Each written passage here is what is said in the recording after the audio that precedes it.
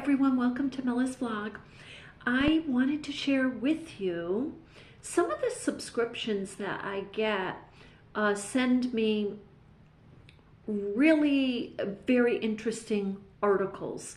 They're really short. This one I want to share with you because the email is labeled "This month it's time to go plastic free."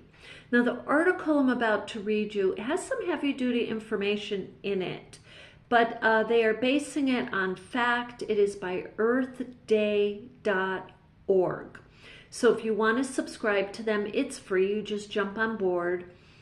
And so earthday.org is urging you to consider your plastic consumption this month to reduce it.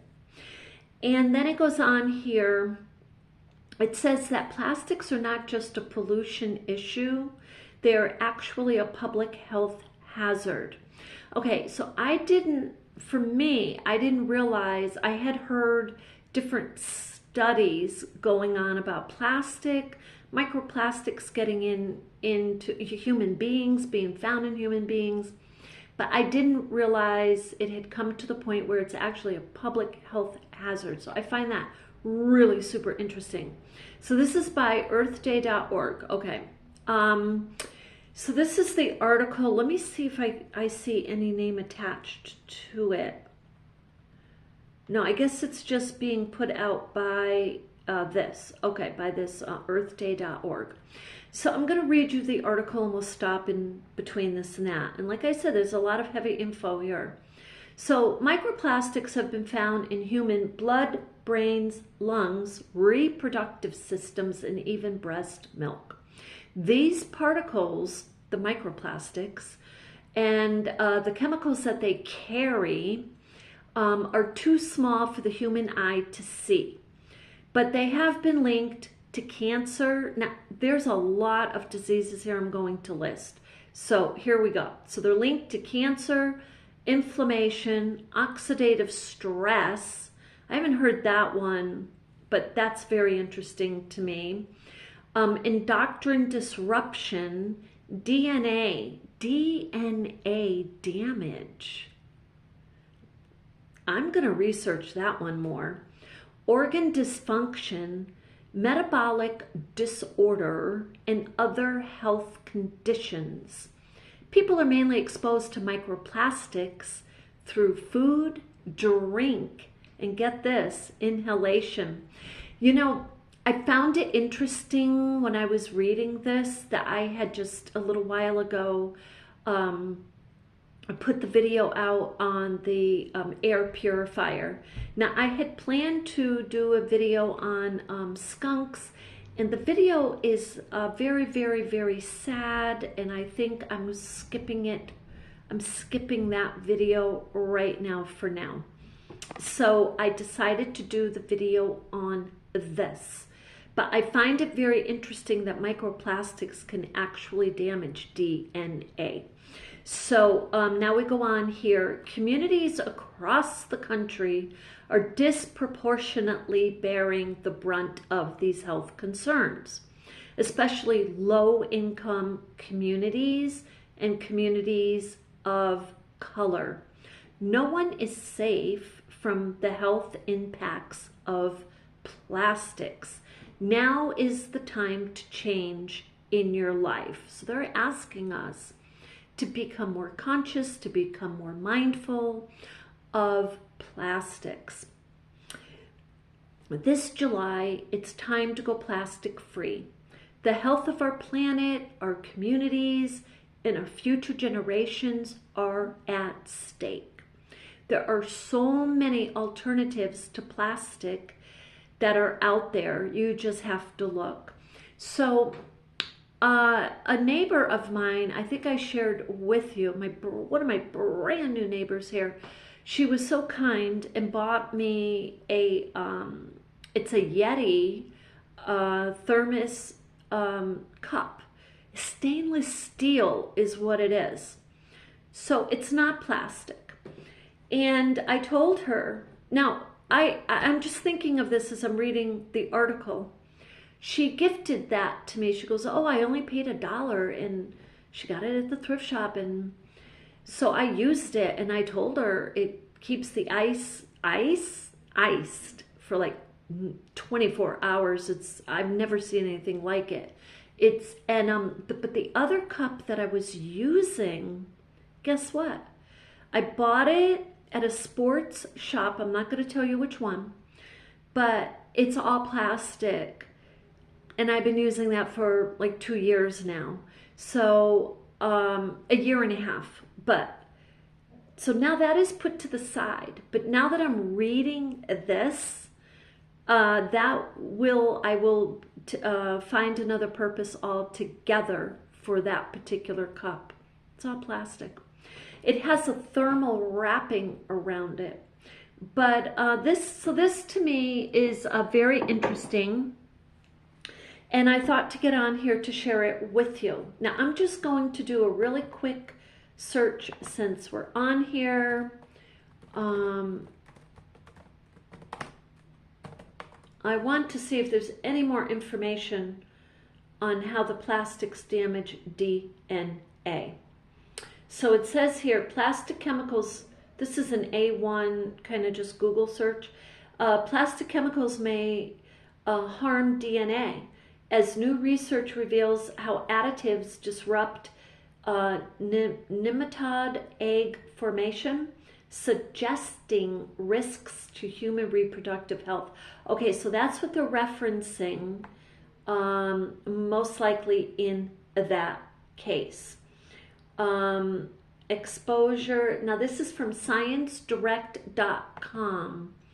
I just want to see if this article gives us any more information. This is just how I kind of go through and see if I can learn a little bit more about what has been brought to my attention. And this is quite a long article, but I will give you the name of it is ScienceDirect.com. And the article is titled Exposure to Nanoplastic Particles and DNA Damage to Mammalian Cells. That's what it says. So it has the parts of this article. It has an abstract. It has the intro. And basically the intro is saying most of the research on toxic effects of plastic particles has been done in non-mammalian species, which might be due to early warnings and concerns about plastic pollution, especially in marine environments. So that's what this is talking about. But this is interesting. It's keywords up here in this article are DNA damage, micronucleus assay, nanoplastics, oxidative stress, and systematic review. So I'm going to look up oxidative stress in about 2 seconds. But the other parts of this is it has the intro to the article, and it's quite a long one. And then it has the methods. This is a study. So it talks about the methods and that they use to study this. And let's see if there's any other parts. Very long, so we're not going to go through this today. And then the results. So let's see if we can get a simple definition of oxidative stress. So oxidative stress, this is an A1 overview, is a condition that arises from an imbalance between the production of reactive oxygen species, which is called ROS. That's the acronym. Reactive oxygen species, and the body's ability to detoxify them. You know, I thought it was something like that. Well, oxidative, that's what I was thinking. This imbalance can lead to cellular damage and is implicated in various diseases. And it talks about free radicals in parentheses next to reactive oxygen species. What are free radicals? Free radicals are molecules with an unpaired electron, making them unstable and highly reactive. I remember from science that there's electrons, protons, and then the neutrons, right? So the protons are positive, electrons are negative, and then the neutrons are neutral. They can steal electrons from other molecules, oh my, in the body, causing a chain reaction to damage. Oh, that is not good. Examples of free radicals include superoxide, hydroxyl radical, and hydrogen peroxide. Okay, personally, that's enough for me. To absolutely reduce, if not just eliminate, as much as I can with plastic use. And you know, I bought a pair of gloves. I was going to show them to you. I bought a pair of gloves and have a plastic bag in my car. So the next time we walk on the beach, I'll be able to be picking up the garbage. You do, as I said, I've said in my other videos, you need to be really careful picking up garbage. I mean, if I can, I'd like to get one of those little pickers. I had one once. But the reason you need to be careful is because viruses can be sitting in them, on them, and even around them, you know, and bacteria. So for that, you need to be super careful. So anyway, I thank you so much for being with me today. So July is reduce, if not eliminate, as much as you can, the plastic.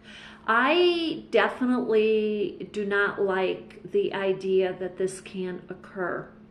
These nanoplastics, you know, we're human, right? I mean, we're not machines, we're not robots. So when something gets into our system, yes, it can get stuck in our tissue, inside of us, absolutely. And like what this is saying, though, it's talking more about the chemicals in that plastic that they're more concerned about. So anyway, it's a super big eye-opener for me. And having been in the healthcare and in my career, you know, I have seen many of the common type of what you might call illnesses and long-term illnesses and whatnot. But some of these things that we're starting to hear come up are new, and they're from our environment. So anyway, with that, I hope that helps you a little bit. If you have any other questions, like you want me to look up a little bit more on this, you know, I am happy, as I am not a scientist in any way, and but I am more than happy to look up, research what we can find out on this level, and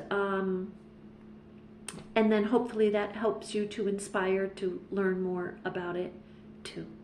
So with that, I hope you have an absolutely beautiful evening, and I'll see you in the next one.